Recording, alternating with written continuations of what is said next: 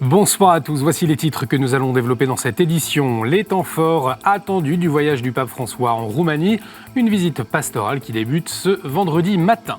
Le témoignage du directeur de Radio Notre-Dame de Callao, Burkina Faso, dans le contexte douloureux que traverse le pays. Et puis on parlera de la vision de l'Église sur l'économie et la finance. Le cardinal Turkson, préfet du Dicaster pour le développement humain intégral, était en France pour travailler sur la question avec des spécialistes. Taux de participation en forte hausse poussé des écologistes, partis d'extrême droite en tête. Que révèlent les résultats des élections européennes pour deux éditorialistes de la presse chrétienne?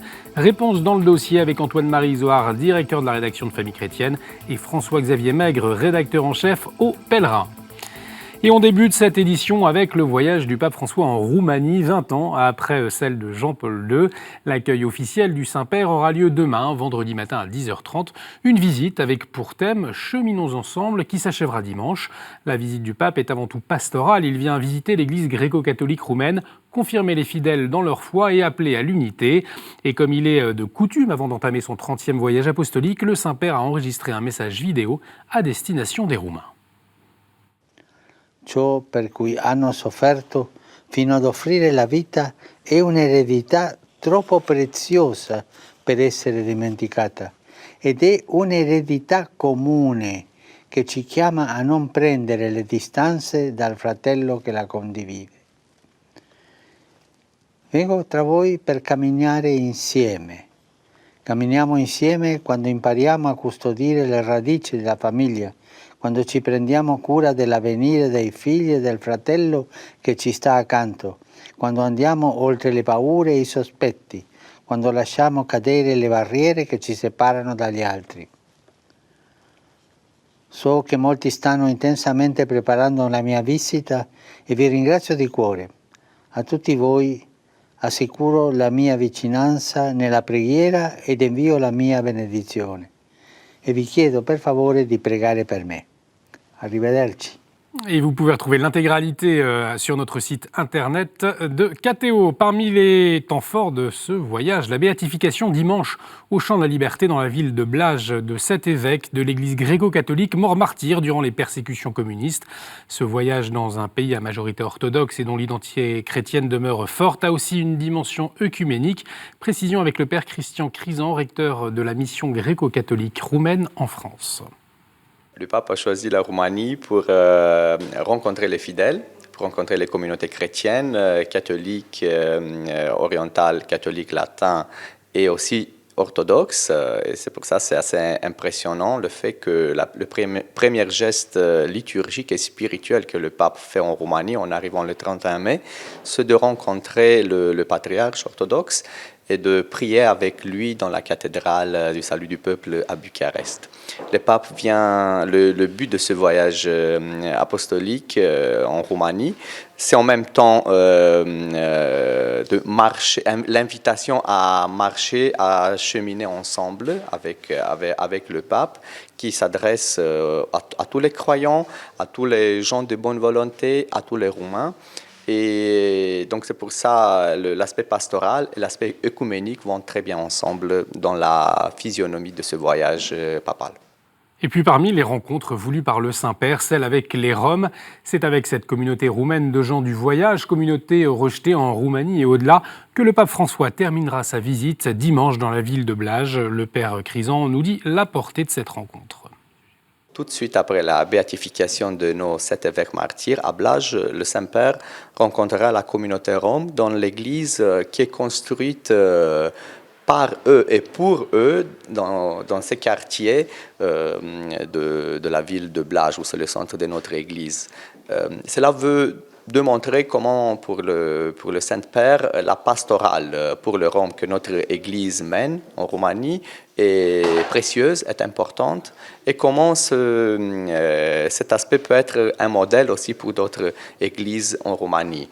Nous avons des prêtres, nous avons des activités que nous proposons au Rome Et le pape, c'est le dernier geste qu'il fait envers une communauté avant de repartir vers Rome. Il veut rencontrer et porter sa bénédiction et son salut. Il veut vraiment entrer en contact et dire au Rome et à tout le monde, voilà, dans l'Église, il y a de la place pour tous. Le voyage du pape à vivre bien sûr en direct sur KTO dès demain, vendredi à 10h30. Un voyage à retrouver également sur la page spéciale de notre site internet www.ktotv.com. 3 autres pays qui s'apprêtent à accueillir le pape dans les prochains mois, le Mozambique, Madagascar et l'île Maurice. François se rendra dans les capitales de ces pays du 4 au 10 septembre. Une visite qui se prépare déjà, en tous les cas à Madagascar, comme nous a confié le cardinal Désiré Tsaharazana. Le président de la conférence épiscopale de Madagascar était de passage en France. Son pays est l'un des plus pauvres du monde. Alors, il espère que la venue du pape va encourager les dirigeants à œuvrer pour le bien commun. Les dirigeants actuels, ils ont déjà manifesté leur volonté de faire progresser le pays. Donc, que ce soit effectif. Et puis, donc, je crois que la parole du pape va les aider aussi à prendre au sérieux et ce qu'ils veulent vraiment faire pour notre pays. Donc, on va prier pour eux aussi. Donc, tout le peuple malgache attend la venue du pape. Direction le Burkina Faso avec le témoignage de l'abbé Alexis Ouedraogo. Il a un rôle important ces dernières semaines puisqu'il est le directeur de radio Notre-Dame de Kaya, située dans le centre du pays. Dans cette région qui compte 20% de catholiques, la radio est écoutée par toute la population. Et dans le contexte de la multiplication des attaques de djihadistes ces dernières semaines contre des chrétiens dans le nord du pays, les auditeurs se manifestent davantage auprès de radio Notre-Dame de Kaya. On écoute son directeur, le père Ouedraogo. Au niveau des fidèles, de nos auditeurs, ce qu'ils nous demandent d'abord, c'est l'assurance. Voilà, ils veulent s'assurer, ils veulent être assurés et rassurés que vraiment ils sont dans la sécurité, ils sont dans la quiétude, ils sont dans la tranquillité. Voilà, et ensuite, ils veulent des propos de réconfort, d'encouragement et dans le sens de l'apaisement. Parce que d'un moment à un autre, cela peut dégénérer. Parce que si les attaques continuent de cette façon, on craint l'embrasement total. Donc les auditeurs ont besoin de ces messages de réconfort, d'apaisement et de solidarité et de cohésion sociale pour ne pas céder ni à la provocation, ni à la stigmatisation, voilà, ni à l'appel à la vindicte et à la vengeance. Toujours sur le continent africain, en République démocratique du Congo, la conférence épiscopale et les représentants de l'Église protestante ont signé une déclaration conjointe mardi dernier pour demander l'organisation d'élections locales d'ici la fin de l'année. Ces élections, prévues par la Constitution de 2006, auraient dû avoir lieu en mars. L'absence de telles élections favorise la corruption au niveau local, soulignent les représentants chrétiens. Ils appellent les citoyens du pays à signer une pétition pour organiser le scrutin. Économie et finances, que propose l'Église ? Hier, mercredi, des économistes, des professeurs, des entrepreneurs se sont retrouvés en France, à Paris, autour du cardinal Turkson, le préfet du Dicaster pour le service du développement humain intégral. Un temps de travail pour enrichir le document de référence du Vatican sur la finance mondiale, publié en mai 2018, intitulé « Questions économiques et financières ». Il veut fournir des repères éthiques en matière de finance mondiale. Ophélie Marien a assisté à ce temps de travail et de réflexion.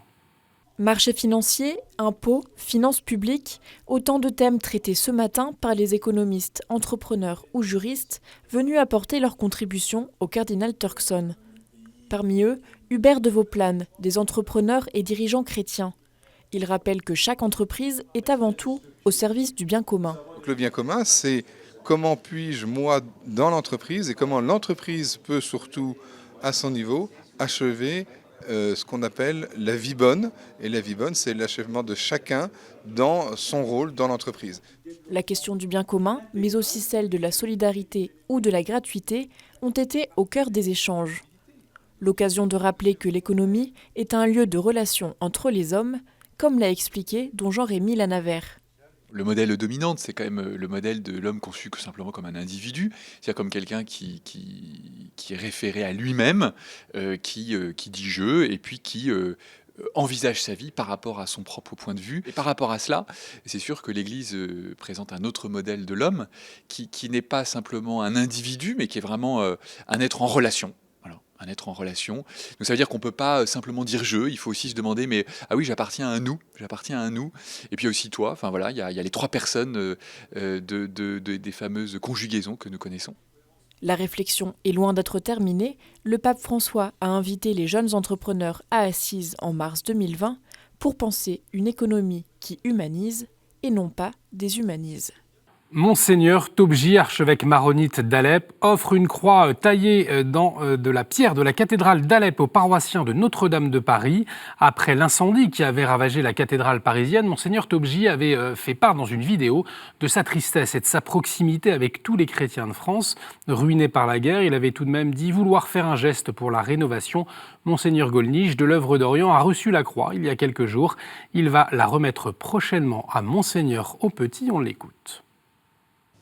Cette croix nous a été remise par l'archevêque maronite d'Alep, dont la cathédrale a été détruite à Alep en Syrie par des faits de guerre, par un missile.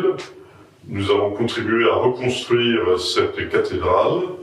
Il y a eu tellement d'émotions chez les chrétiens d'Alep devant l'incendie de Notre-Dame que l'évêque a décidé de remettre à Monseigneur Aupetit cette croix sculptée dans une pierre qui tenait la voûte de sa cathédrale à Alep, et pour que cette croix puisse être remise dans Notre-Dame reconstruite en signe de communion entre ces deux cathédrales et les communautés qui les habitent, en signe de communion des cathédrales qui ont été détruites. Je crois que c'est un très beau geste de la communauté des chrétiens d'Alep, des chrétiens de Syrie, qui ont également organisé un concert à Alep au profit de la reconstruction de Notre-Dame. Et on poursuit avec la chronique du père Bernard Devers. Il revient sur les élections européennes.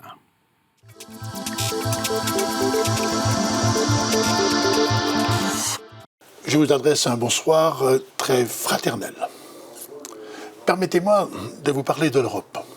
Bien sûr, nous sommes au cœur de l'actualité, mais rassurez-vous, il n'est pas question de faire un commentaire des élections, vous les avez entendues. Puis chacun, finalement, à partir de son vote, entend être respecté dans sa liberté. Non, simplement peut-être que nous pouvons nous réjouir que l'abstention qui avait été annoncée par les sondages, bien finalement, n'a pas eu lieu, fort heureusement. Jamais un vote pour l'Europe n'a connu un tel suffrage, un tel intérêt. Non, je voudrais plutôt vous parler d'une belle pépite que j'ai entendue au soir des élections. Voilà, quelqu'un qui sort en fait de ce moment où il vote, et on lui dit mais pourquoi vous avez voté? Alors il dit voilà, moi c'est la première fois, dit-il, alors qu'il a 60 ans, que je vote pour l'Europe. Jusque-là, finalement, cela me paraissait tellement quelque chose de très très lointain, éloigné de toutes mes préoccupations. Un marché financier, une technostructure. Puis soudain, alors, il a toute une réflexion sur une approche spirituelle. Il s'est dit, mais ce continent qui a été voulu pour la paix, pour bâtir la paix, peut-être aussi que j'ai aussi à m'inscrire dans une approche de solidarité, faire surgir une Europe solidaire. Alors, je retiendrai ces mots de Verlaine qui dit « Il n'y a rien de meilleur pour l'âme que de rendre une âme moins triste ». Bien, il me semble que sur le plan politique, précisément dans cette construction européenne, il y a pour chacun d'entre nous un chantier à ouvrir pour que notre Europe trouve une âme. Ici, cette perspective nous éveille précisément à donner du sens à la cité, donner du sens à nos engagements politiques. Merci Père Devers. Tout de suite, c'est la revue de presse.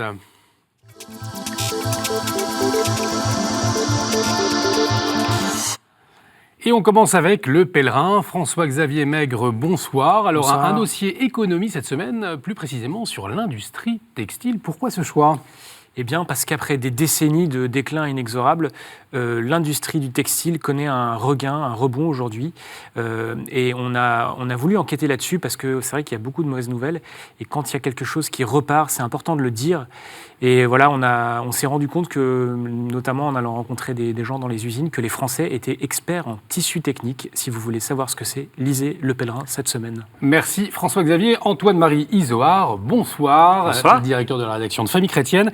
Alors, cette semaine, un reportage en Roumanie avec votre envoyé spécial Jean-Marie Dumont. Oui, Jean-Marie qui s'est rendu pour Famille Chrétienne en Roumanie pendant plusieurs jours pour suivre ces chrétiens qui sont en particulier en Moldavie, un des lieux que le pape va visiter, je crois, samedi, donc dans 2-3 jours maintenant. Et le pape va se rendre en Moldavie, puis en Transylvanie pour la béatification d'évêques martyrs au temps du communisme, sous le régime communiste. Et on a voulu voir comment l'Église se reconstruisait là-bas et voir ce que ça nous disait aussi à nous, les chrétiens. Et vous en avez parlé au tout début de cette soirée. Merci Antoine-Marie. Peut-on sauver toutes les églises ? S'interroge l'hebdomadaire La Vie. Dans l'ombre de Notre-Dame de Paris, des milliers d'édifices catholiques sont menacés dans notre pays.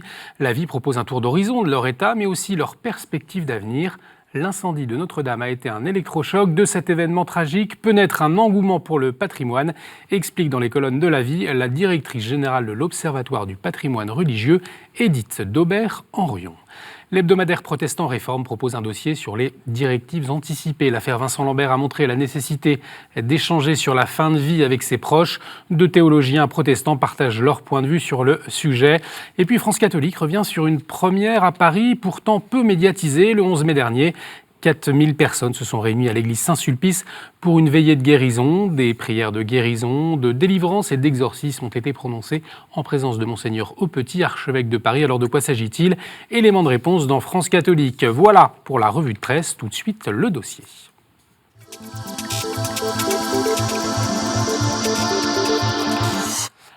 Antoine-Marie Izoard, François-Xavier Maigre, ravi de vous retrouver sur ce plateau. Alors tous les deux, dans votre éditorial cette semaine, vous avez décidé de revenir sur le résultat des élections européennes avec un ton différent. Alors je me tourne vers vous, François-Xavier. Un ton plutôt positif. Vous, ce que vous voulez retenir, c'est que les Européens aspirent à davantage de justice sociale sans renoncer à protéger la planète. Ce qui m'a frappé, effectivement, comme beaucoup de personnes, c'est la poussée verte dans différents pays, en Allemagne, en Irlande et en France. C'est vrai que ce n'est pas le seul fait notable de ce scrutin, mais quand même, c'est marquant. Et on peut mettre ça en corrélation avec le regain de participation qui est historique. Et moi, personnellement, j'y vois sans doute un engagement des plus jeunes qui, d'habitude, se démobilisent lorsqu'il y a des enjeux électoraux.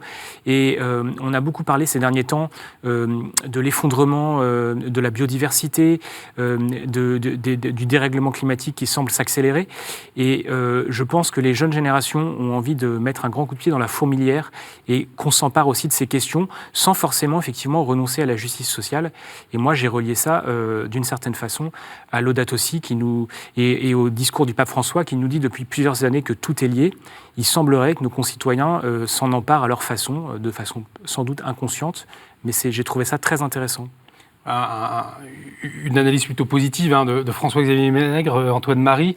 Vous retenez autre chose, un électorat catholique fragmenté et déboussolé. Qu'est-ce que vous voulez dire ? C'est une partie de ce que j'écris effectivement dans l'éditorial cette semaine. Moi, j'ai parlé plutôt d'Europe façon puzzle, c'est-à-dire que pour moi, comme disent les tontons flingueurs, pour citer une grande culture française, plus sérieusement, dire que cette Europe est totalement fragmentée. D'ailleurs, on voit bien les tractations en ce moment à Bruxelles. On a vu le président de la République ces derniers jours, en train d'essayer de trouver un accord avec Mme Merkel, avec un certain nombre de pays, pour trouver des responsables européens.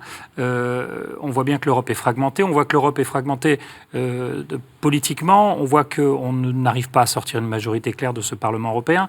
On voit aussi qu'en France, au-delà du duel qu'on nous a fait vivre, ou même imposé d'une certaine façon entre La République En Marche et puis le Rassemblement National, le reste, l'électorat globalement est très fragmenté. Et effectivement, dans cet électorat, on va en parler dans un instant, ça a été l'objet d'un sondage de la Croix mardi dernier, mais avant cela, on voyait dès lundi matin qu'un certain nombre de fiefs, de grands fiefs, catho en tout cas, ou de la droite traditionnelle, étaient assez parsemé. On y retrouvait effectivement beaucoup moins finalement de votes pour M. Bellamy et la liste Les Républicains que pour M. Macron. Et ça, c'est assez surprenant. Donc j'ai compris ou pensaient que le vote catholique était, ou que les catholiques pouvaient être un peu déboussolés. Mais je finis par me demander, mais c'est peut-être la discussion qu'on va avoir maintenant autour de cette table, savoir si ça nous intéresse vraiment de savoir ce que c'est que le vote catholique finalement. Exactement, parce qu'il y a un sondage, vous en parliez, c'est un sondage publié par nos confrères lundi, nos confrères de la Croix, qui révèle que les catholiques pratiquants ont largement voté pour la liste La République En Marche lors des élections européennes, avec 37% des voix. Un résultat qui a suscité le débat sur les réseaux sociaux. Au fond, Antoine-Marie s'interrogeait, est-ce que ça a de l'importance ? Les catholiques, ils sont comme les autres Français et comme les Européens, c'est-à-dire qu'ils sont fragmentés. Oui, leur vote est fragmenté, avec quand même un accent sur La République En Marche, là on l'a vu. Mais je ne pense pas qu'il y ait une façon de voter comme on est catholique. Et d'ailleurs, moi, en discutant souvent ces dernières années, depuis la Manif pour tous, en fait, j'ai souvent constaté que pour certains catholiques, il devait y avoir quand on était catholique, il y avait des thèmes un peu imposés, obligatoires. Et je pense que ça déplaît à beaucoup de pratiquants qui estiment qu'on peut être catholique et avoir des options politiques différentes.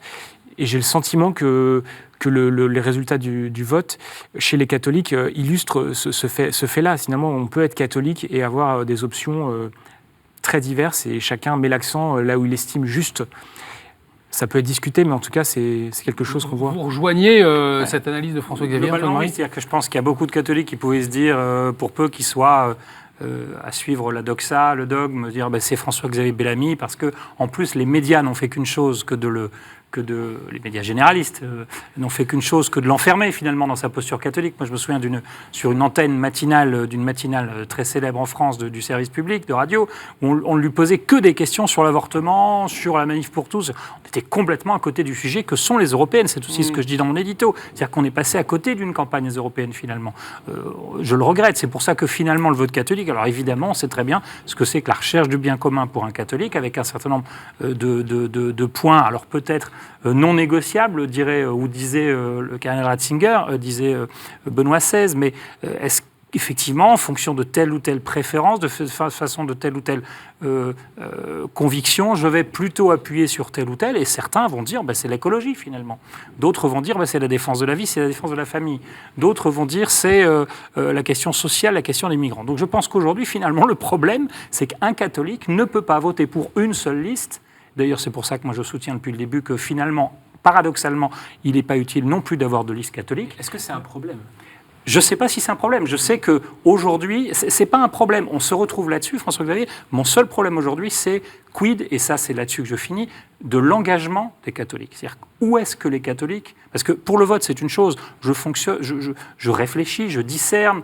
Éventuellement, je vote blanc. Ça arrive aussi dans certains cas, même assez récemment. Mais finalement, est-ce que le catholique peut s'engager en politique et où ? Ça, parfois, c'est plus difficile quand il y a des choses qui restent complexes. Moi, aujourd'hui, une liste La République En Marche, il y a 2-3 trucs en bioéthique, en défense de la vie, qui me gratouillent un petit peu. Je ne dis pas que ce soit plus simple chez les Républicains. Quel que soit notre engagement politique, la vie politique, c'est nécessairement des compromis. Il faut mettre les mains dans le cambouis et on n'en ressort jamais totalement indemne. Et je pense que le réel, en fait, quand on y consent, il y a forcément une part... où on s'ébrèche, où on doit faire des concessions. Et en fait, parfois, chez certains catholiques, je sens une forme je dirais pas d'immaturité ou de naïveté, mais en tout cas, ils ont l'impression que c'est tout un bloc, qu'il n'y a pas de compromis possible. Mais ça, c'est pas possible. La vie, elle n'est pas comme ça. Et donc, la foi, c'est un idéal. Et après, la question, c'est comment on s'empare de cet idéal pour s'engager dans la vie, qui est nécessairement imparfaite, en restant intègre. Mais j'ai pas de réponse. Mais il n'y a aucun parti qui répond totalement aux exigences de l'Évangile. C'est clair, mais il y a une réalité politique qui est que les grands partis de la démocratie chrétienne ont complètement disparu, complètement fondu avec le soleil, et que quand vous entendez un responsable des Républicains qui, au lendemain de la défaite, entre guillemets, en tout cas de la claque, prise par les Républicains cette fois-ci, vous dire finalement on avait trop capitalisé sur un candidat catholique. Le but de Bellamy, ce n'était pas d'avoir un catholique. Alors si, peut-être dans les états-majors de M. Wauquiez, j'en sais rien, mais c'est effectivement probablement pas un très bon choix. Ce qui est sûr, c'est que si vous regardez la liste, il y avait quand même 76 ou 70 personnes par liste. Vous n'aviez pas une liste de catholiques. Ça n'était pas la liste catholique, les Républicains. Loin s'en faut. Et c'est encore moins le cas probablement au Rassemblement national. Donc je veux dire, bon, effectivement, je suis complètement d'accord avec François Xavier. On ne peut pas voter pour une liste en se disant c'est la liste des catholiques. Et on va devoir faire des concessions.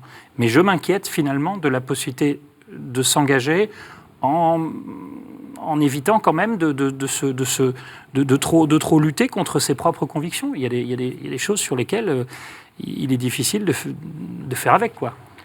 Les idées chrétiennes fondamentales, vous en parliez Antoine Marie, elles sont encore audibles dans le monde politique aujourd'hui, François Xavier, ou alors on est obligé de faire des concessions, comme vous le disiez tout à l'heure? J'ai pas forcément la réponse à cette question. J'ai le sentiment que les idées, pour moi, si vous voulez, les idées chrétiennes, c'est pas un étendard, c'est quelque chose qui nous irrigue profondément, intimement, qui est comme un trésor qu'on garde en soi.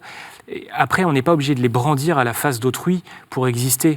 Et ça vaut politiquement, ça vaut professionnellement, pour moi, ça vaut dans tous les... Mais artistiquement, moi, par exemple, j'ai toujours eu du mal avec les artistes catholiques. Enfin, par contre, d'avoir des gens qui sont nourris par quelque chose et qui arrivent à le transcender dans un art, dans un engagement politique, dans un engagement littéraire, dans un engagement humaniste, ça me touche énormément. Et je pense que l'enjeu aujourd'hui dans la politique, c'est ça, c'est d'avoir des gens qui sont profondément nourris par une anthropologie, par une expérience personnelle, communautaire, et qui arrivent à la transcender dans un engagement. Pour conclure, il reste quelques secondes, Antoine Marie. Le voyage du pape en Roumanie, vous le soulignez dans votre éditorial, il va nous permettre aussi peut-être de nous interroger sur toute cette question et la discussion qu'on vient d'avoir. Il faudrait pas mal de temps, mais effectivement la question c'était celle de savoir que le pape va certainement rappeler en béatifiant ses évêques que les catholiques se sont toujours opposés aux idéologies, aux mensonges, et finalement la question c'est qu'il y a aujourd'hui des idéologies nouvelles qui nous posent question. Moi pour finir plutôt de façon optimiste, parce qu'on a commencé plutôt de façon négative, en tout cas en ce qui me concerne, c'est de dire qu'aujourd'hui, et c'est un des éléments dont on parle moins du sondage de la Croix, et de l'IFOP, c'est qu'il y a près de 80-85% de ces catholiques pratiquants qui se sont déplacés pour voter dimanche dernier. Et ça, c'est un encouragement sur ce que je disais de l'engagement des chrétiens en politique. C'est quand même autre chose que les 51-52% de participation, et ça, c'est plutôt rassurant. Merci beaucoup à tous les deux d'avoir partagé vos points de vue. Merci à vous de nous avoir suivis. Une émission à revoir sur notre site internet www.ktotv.com. Réagissez également avec le hashtag à la source. On se retrouve la semaine prochaine. Excellente soirée sur KTO.